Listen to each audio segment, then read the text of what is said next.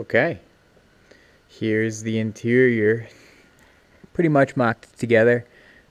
Everything is very loosely in place. I still have a lot of little odds and ends to do in the car before I'm able to install this stuff permanently. But yeah, I wanted to take a little video of what it might look like, what it will look like when I'm driving it next, which is going to be pretty cool. So the next step will be I need to do a couple small little things, like down there I have my wheel width proportioning valve. Need to cut a huge hole in my beautiful center console to accommodate for that. It's actually the entire reason I designed the center console like this, so I could drill a huge hole in it. Then I need to take the dash skin back out and hopefully develop a way to be able to, in future, for future reference, be able to remove the dash fairly easily without having to remove the wiring harness. The wiring harness itself was originally attached behind the dash or to the dash, and you couldn't actually remove just the dash without the wiring harness. You had to unplug lots of plugs that you don't really want to do when you're just trying to, remove things. So hopefully I'll be able to develop a way to do that. And then, once the wiring has now been adapted for various changes in my gauges, because I also will have 3 gauges up on the A-pillar here, but I have yet to modify that piece and flock that like the top of the dash is and the top of the door panels are. So that's also on the list. What else? That really should be about it before I can start putting the interior back together.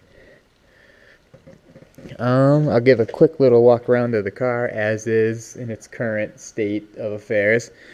Oh yeah, also development. Part in development is this door sill here. Vaguely make out the original Datsun. This is a failed part that came out of a failed mold. I was really just checking to make sure that it fits around the corners and stuff like that, which it does.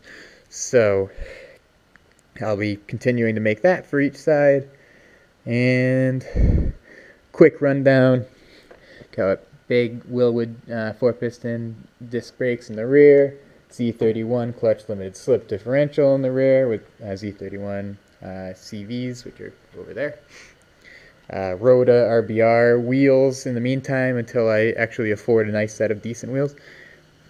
Then I've got engine turbocharged, which was a naturally aspirated L28 that's running 8.3 to 1 compression, so a little bit bumped up for over the L28 ET, which is a common swap for these cars. So I should have a better off-boost drivability and a little more torqueier engine.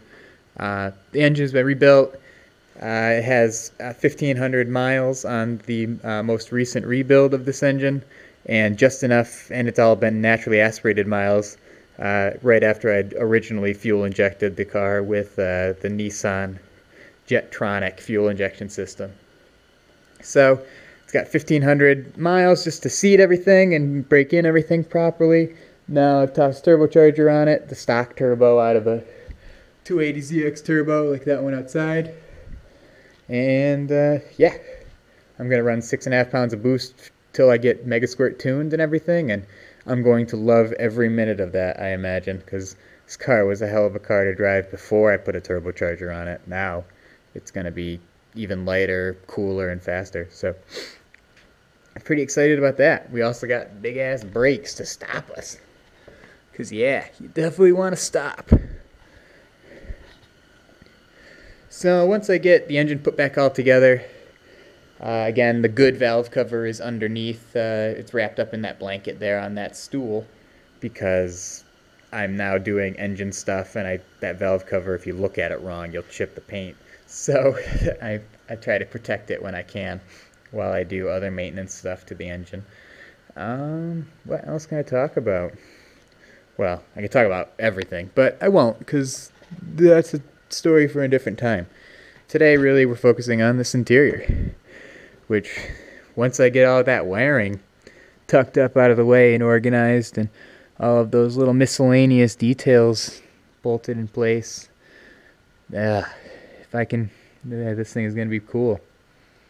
If I can make this work, which I'm 95% of the way there are last few little variables that I don't know, like will it be physically possible to install these 3 cables without having any access points like the dash or like the glove box, or the only access points I'll actually have will be strategically pulling gauges and being able to reach my hand through there to, fiddle with cables and various other components behind the dash. Other than that, I'm pretty much screwed for accessibility, which I knew going into it, and I also designed this setup so I could chop this beautiful plane of carbon out and build that stupid piece that had the heater controls in there. But I really don't want to design and build another carbon part. It takes quite some time to build just one, even as simple as these stupid door sills. So that will be hopefully something I can get around. Hopefully I'll be able to hook up those cables and not have to worry. Then I'll get some cool little vinyl, or like letters, something like that, labels, but something clean that will indicate what each of these things actually does, as I realize you have no idea what you're doing. So I couldn't be happier.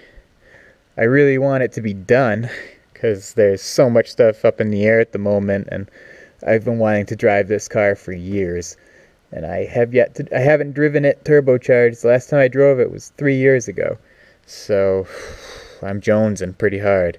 I mean, I built another car in the meantime to scratch my itch because I couldn't finish this friggin' thing on time.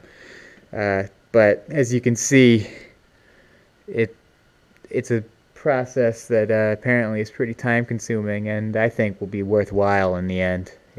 I really am, for doing everything myself. I couldn't be happier, honestly. So it's now time to just really put my head down and work and try to power through the end. And my goal, hopefully, I can't believe I'm actually setting a goal on video, so I'll be forever held to this, is hopefully my goal will be to drive this car to ZCon in Toronto 2016, which is the first week in August. So fingers crossed that happens. That would be truly amazing and something that I'm really going to push hard to do. But it's so hard to set deadlines with a project, and especially one as elaborate and detail oriented as this is. Man, timelines come and go like that, and you never realize. You think, oh yeah, it'll take me a week to do this, and it takes you a month or a year. Some things depends. If you're teaching yourself, you know it only when you know it, and not a second sooner. So enough of my ramblings. That's a little sneak peek of the car. That's carbon update number 2. And thanks for watching. Also, if you guys want to see any tutorial videos on like how to build your own carbon fiber panels or anything like that, and the different types of composites fabrication techniques, let me know. I've been toying around with making a few of those videos, kind of how to. So we will, if you want to hear more about composite stuff and how I build this stuff, if you have any interest in that, let me know in the comments or something like that, and we can.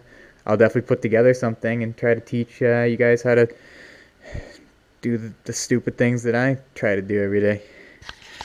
All right. Until then, take care. Thanks for watching.